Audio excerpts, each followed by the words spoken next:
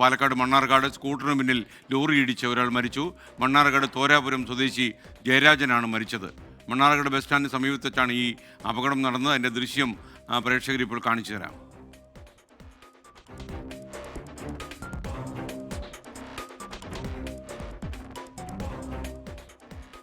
ഇപ്പോൾ ശ്രീജിത്ത് ശ്രീകുമാരൻ ടെലിഫോണുണ്ട്. ശ്രീജിത്ത്, എങ്ങനെയാണ് ഈ അപകടം ഉണ്ടായത്? പറയൂ. കാര്യം ഒരാൾ മരിച്ചു എന്ന് കേൾക്കുമ്പോൾ നമുക്ക് സങ്കടമുണ്ട്. പറയൂ. SKN ലോറി സാധാരണ വേഗത്തിൽ തന്നെയായിരുന്നു പോയിരുന്നത്. പക്ഷേ നിയന്ത്രണം വിട്ടു എന്നാണ് മനസ്സിലാക്കുന്നത്. എന്തായാലും ഈ വാഹനം സ്കൂട്ടറിൽ ഇയാൾ സഞ്ചരിച്ച ബൈക്കിൽ ഇടിക്കുകയായിരുന്നു. ജയരാജ് തൽക്ഷണം തന്നെ മരിച്ചു. തലയിലൂടെ ടയർ കയറി ഇറങ്ങിയെന്നാണ് ഏറ്റവും ഒടുവിൽ മനസ്സിലാക്കുന്നത്.